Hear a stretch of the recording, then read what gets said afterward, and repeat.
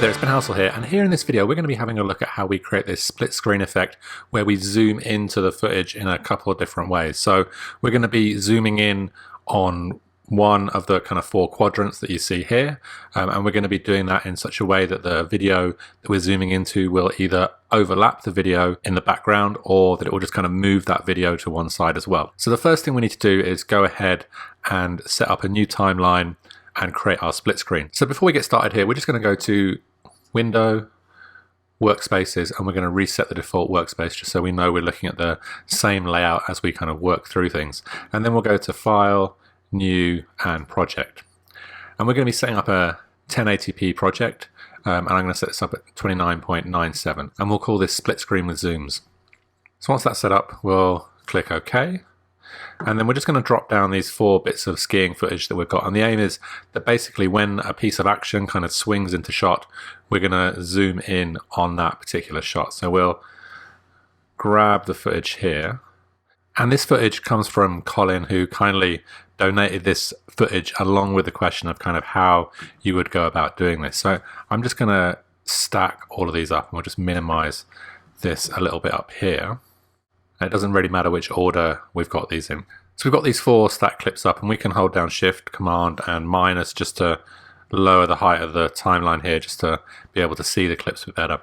And basically what we're going to do is on these 4 clips, we're going to add my split screen plugin, which is available in the links below, or I've created a tutorial that shows you how to make this plugin in motion. But if you're creating split screens manually in Final Cut Pro 10, then this method will work as well. So we'll jump into the effects here, and we're going into My Effects, and we're looking for this split screen effect.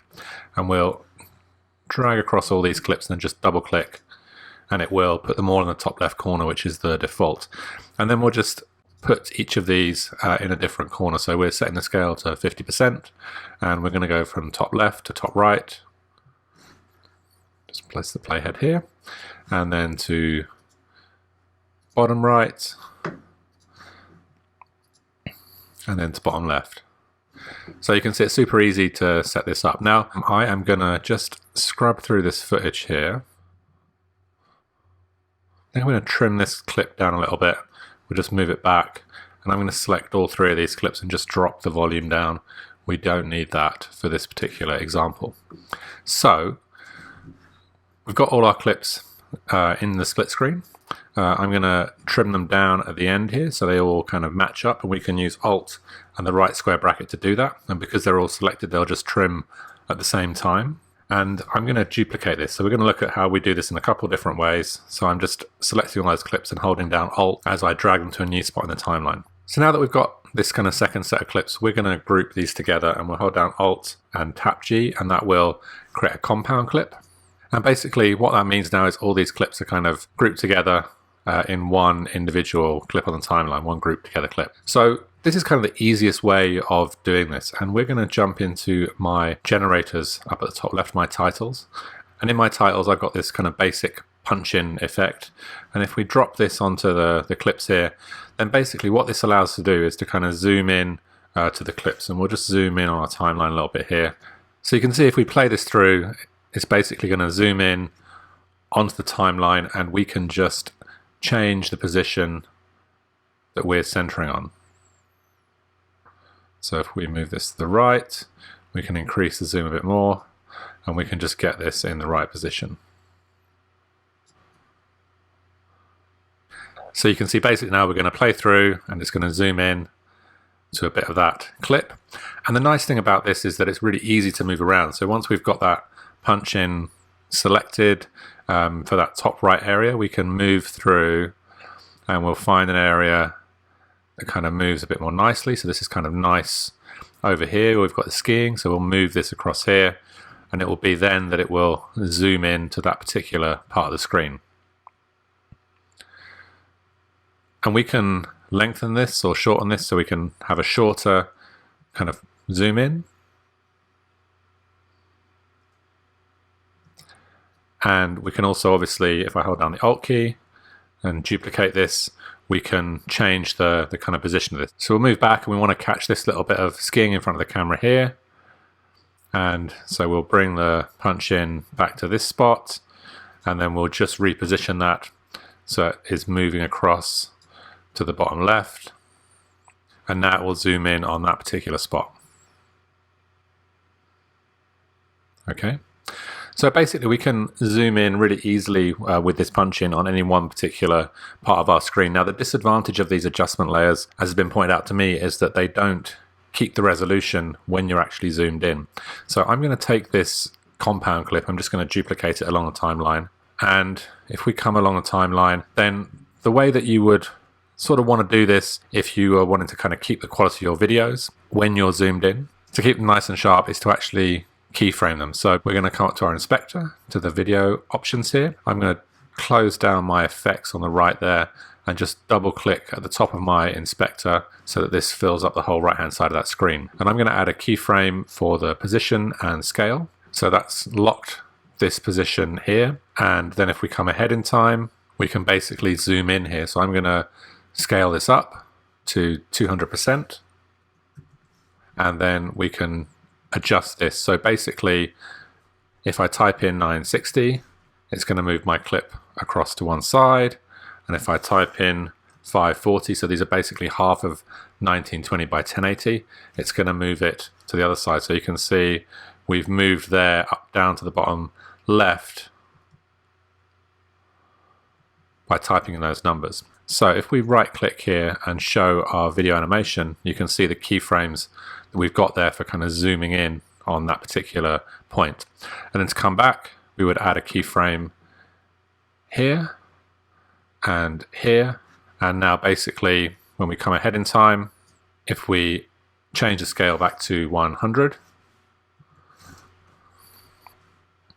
and the position back to 0 and 0, it will zoom back out. So we're going to get this. And we kind of want to zoom back out here so we can just drag those keyframes back to get them in the right spot.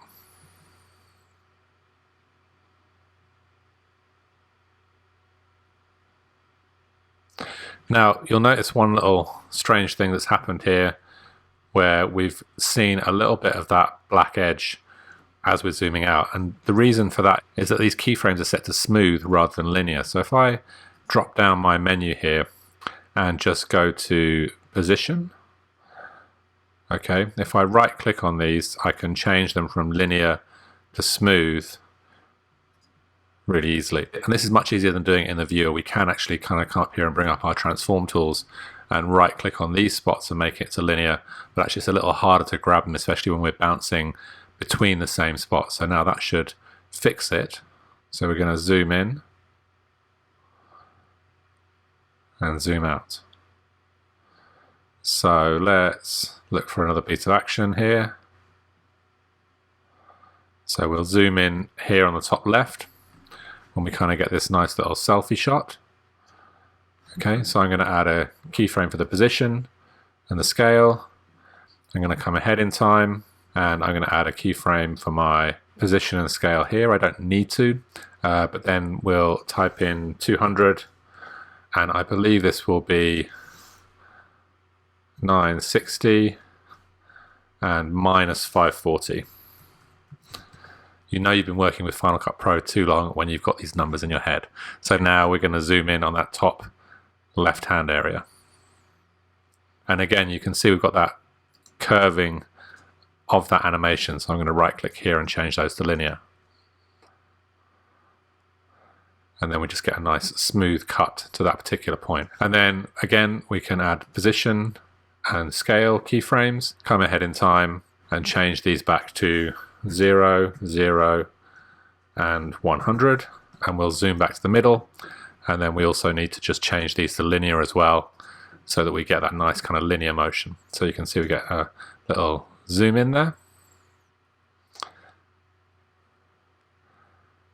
And then a nice little zoom out. So that works quite well. If we zoom in here a little bit, I tend to like to keep these zooms nice and snappy. So we can do that by basically moving these keyframes closer together. But actually when we do this, you can see we're moving them separately. So actually I would want to go back to all my keyframes so that when I drag these, I'm moving both those keyframes at the same time. So you will want to jump between all and just position when you're kind of modifying a couple things here in the keyframes. But we can make these little zooms a bit nicer and kind of snappier.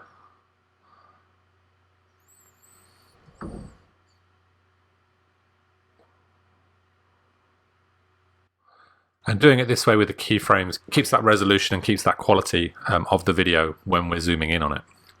So let's just have a look at this. So if we come here, if we go to 100%, 100% view is always handy.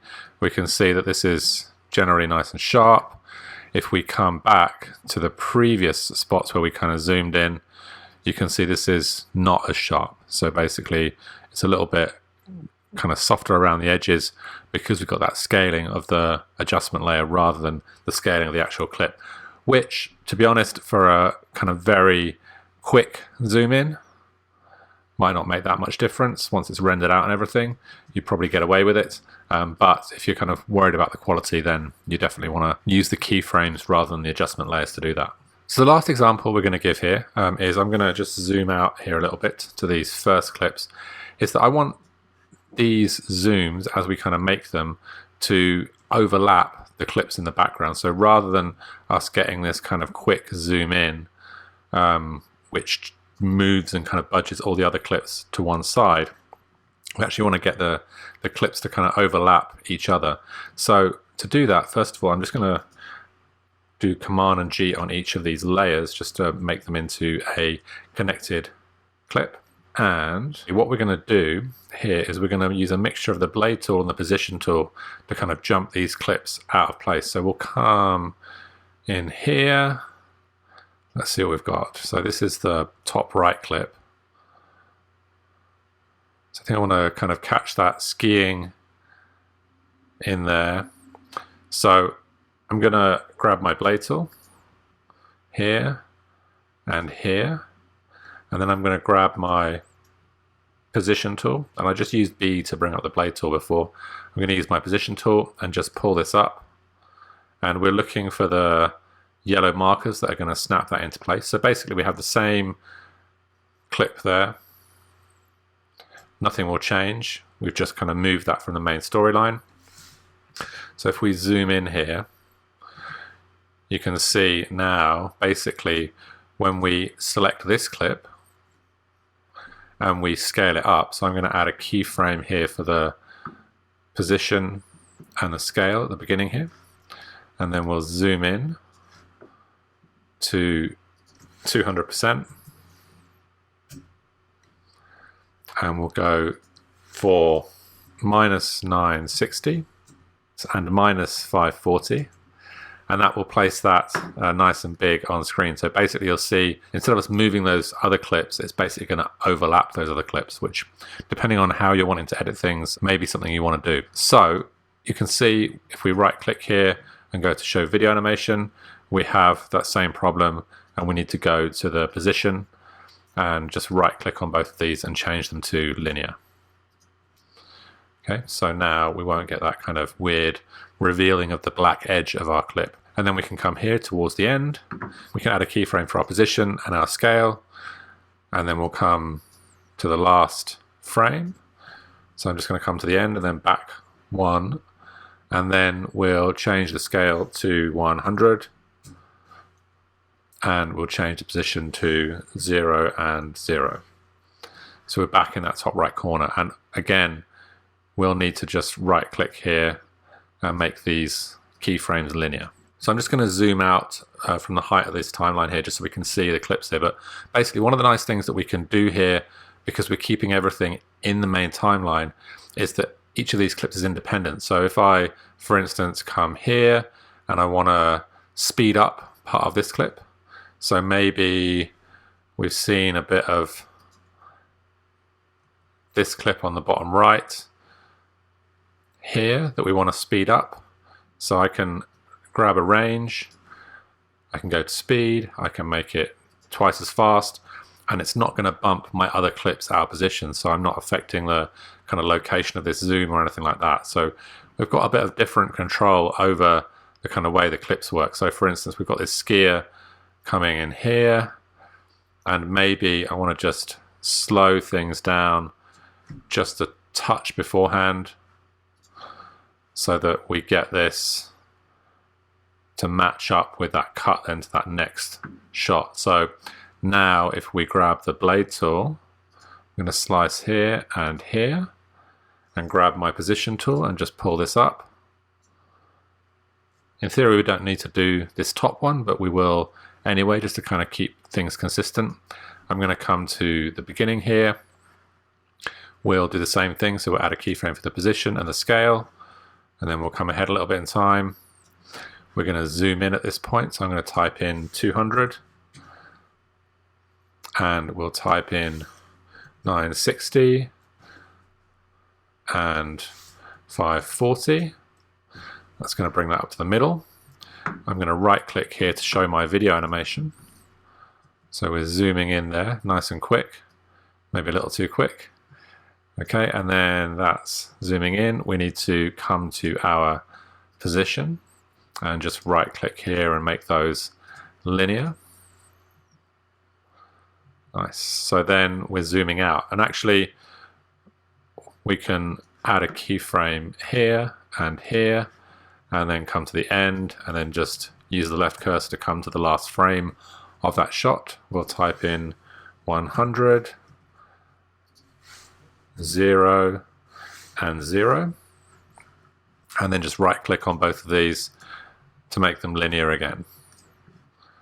So essentially now you can see when we play this through, we're zooming in and we're getting that kind of nice overlapping of those clips. And actually it times really nicely here because we're kind of managing the keyframes at that particular point in time.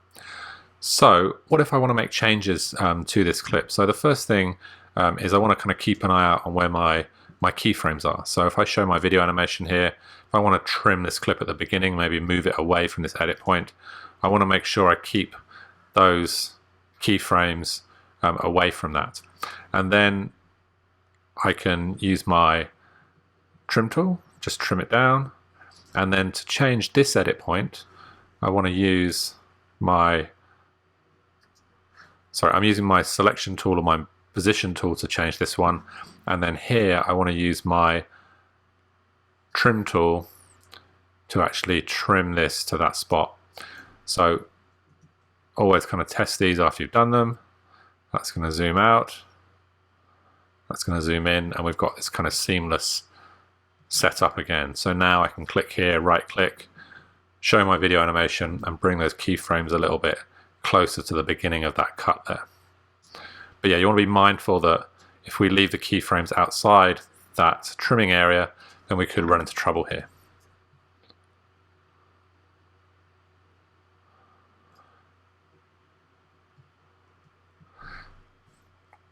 So that's a quick overview of a few different ways in which we can create these zooms into different parts of our timeline, and also kind of retime different parts of our clip by keeping them on the main timeline rather than in a compound clip. And then also looking at how we can kind of create these quicker punch-ins using some of the adjustment layer plugins that are available out there. And I'll leave links to the plugins I've used in here, so the split screen plugin, the tutorial to make it, and then also the kind of punch-in as well, which are available via a link on my Gumroad site. So we'll close these up and we'll leave that there. We've had a look at how we can kind of create zooms into our timeline in a few different ways. Hopefully that's helpful. There's a little bit of timeline fun and games when you start to get into these more complex layered objects, but just practice and kind of playing with different ways of moving your clips around will kind of always improve your edit and your control of your edit. So if you have any questions, just like this one, then please leave them in the comments below. I'm always happy to answer them whenever I can. Somebody asked me the other day if they could buy me a pint, and I think they were in the UK and I'm in Canada, so that wasn't possible. So I did actually set up one of these Ko-fi sites where you can go, and I've created a buy me a pint link if anyone finds these tutorials useful at all. Thanks for watching. If you have any questions, like I said, leave them in the comments below, and I look forward to seeing you on the next tutorial.